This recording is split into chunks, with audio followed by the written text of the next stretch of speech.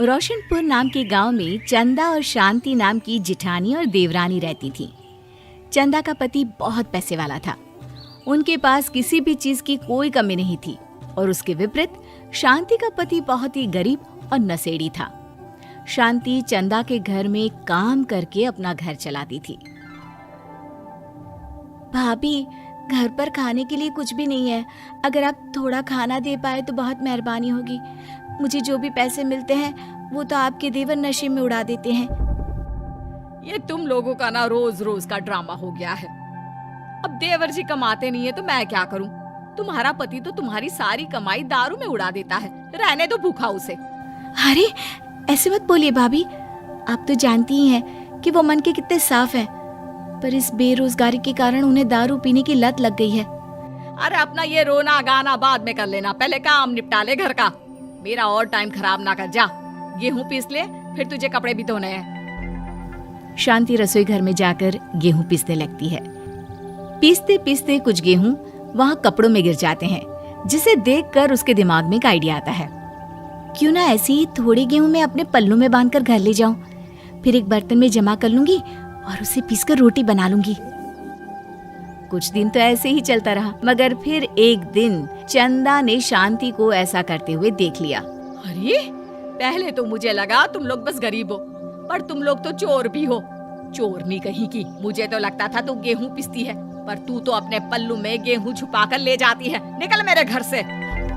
मुझे माफ कर दो भाभी, हमारे पास खाने के लिए एक दाना तक नहीं था, इसलिए मुझे ये सब करना पड़ा। अरे तुम लोग मेरे रिश्तेदार हो, इसीलिए दया कर तुझे मैंने अपने घर पे काम पर रख लिया। पर तू और तेरा पति हमारे खानदान का नाम मिट्टी में मिलाने पर उतारू हो चुके हैं।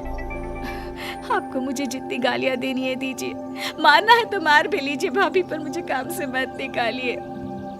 परिवार की बात है, वरना कोई और ऐसा काम करता ना तो धक्के मार कर कब से घर का बाहर निकाल दिया होता। रोते रोते शांति अपने घर चली जाती है, जहाँ उसका नशेड़ी पति कहता है, अरे कहाँ रह गई थी कामचोर? इतनी देर क्यों कर दी? आज पैसे लाई कि आज भी खाली हाथ वापस आ गई है? अपने हाथ दिखा। जरूर पैसे छुपा लिए ताकि मैं दारू ना पी पाऊं। नहीं जी, मैं आपसे क्यों छुपाऊंगी? और अभी आप दारू पीने की बात कर रहे हैं, उसी कारण तो आज हम लोगों की ये हालत हो गई है। किसी काम की नहीं है तू, बिना मार खाए समझेगी नहीं। रख, अभी तेरे होश ठिकाने लगाता हूँ। रामलाल शांति को बहुत मारता है। शांति का मन दुखी हो जाता है और वो गांव के तालाब के पास के एक पेड़ के नीचे बैठकर फूट फूट कर रोने लगती है। मैंने कभी किसी का बुरा नहीं किया, फिर भी भगवान मेरे साथ ऐसा क्यों कर रहा है? मैं तो रामलाल जी की फिक्र करती हूँ, फिर भी उन्होंने मुझे इतना मारा। तभी उसे एक आवाज सुनाई देती है, रोने की कोई जरूरत नहीं है बेटी, चिंता क्यों करती हो? ये आवाज कहाँ से आ रही है? शांति अपने आसपास देखती है, उसे कोई नहीं दिखता। वो ऊपर देखती है, जहाँ उसे एक छोटी सी परी दिखती है।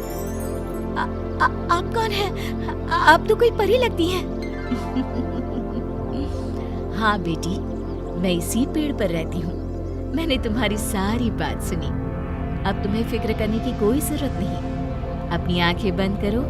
शांति आंखें बंद करती है और जादुई परी अपनी छड़ी घुमाती है। उसकी छड़ी घुमाते ही पेड़ के सारे पत्ते सुनहरे रंग के हो जाते हैं।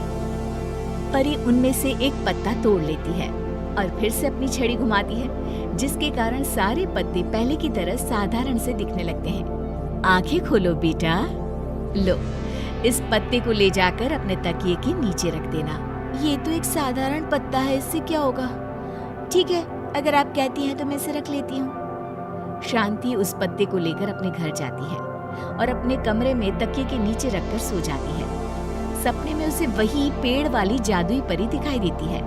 बोलो शांति, क्या चाहिए तुम्हें? मैं चाहती हूँ हम बहुत अमीर हो जाए और मेरे पति नशा करना छोड़ दें, उन्हें कोई काम भी मिल जाए। कल जब तुम सुबह नींद से जागोगी, तुम्हारी इच्छा पूरी हो गई होगी। अगली सुबह शांति नींद से जागती है, अपने आसपास का नजारा देखकर चौंक जाती है। उसके बिस्तर पर चारों तरफ सोने चांदी रखे हुए थे। हे भगवान, कहीं मैं सपना तो नहीं देख रही? इतना सारा सोना, वो भी मुझ गरीब के पास। रामलाल जी को बताती हूँ, वो बहुत खुश होंगे। शांति जैसे ही कमरे के बाहर जाती है, वो देखती है कि रामलाल सूट बूट पहने काम के लिए बाहर जा रहा होता है। मुझे शहर में एक नौकरी मिल गई है शांति, मुझे आने में देर हो जाएगी, घर का ध्यान रखना। और इस तरह शांति बहुत अच्छा जीवन बिताने लगती है। उसके पास अब किसी भी चीज की कमी नहीं रह जाती। रातों रात शांति के पास आए इतने पैसों को देखकर उसकी जिठानी उससे पूछती है, अरे क्यों रे शांति, कहीं बड़ा हाथ मारा है क्या? अचानक तुम लोगों के पास इतना पैसा कैसे आ गया? नहीं नहीं भाभी, ये सब तो जादुई परी के दिए हुए पत्ते का कमाल है। शांति जादुई पत्ते के बारे में सारी बात चंदा को बताती है, जिसे सुनकर चंदा के मन में लालच आ जाता है और वो झूठ मूठ रोते हुए उसी पेड़ के नीचे जाती है जहाँ उसकी रोने की आवाज सुनकर जादुई परी कहती है, क्या हुआ बेटा, क्यों रो रही हो? मैं बहुत गरीब हूँ, मेरे पति मुझे बहुत मारते हैं, अब मैं जीना नहीं चाहती। चिंता मत करो बेटा, अपनी आंखें बंद करो। जादुई परी चंदा को भी उसी पेड़ का एक पत्ता देती है और तकिए के नीचे रखने को कहती है।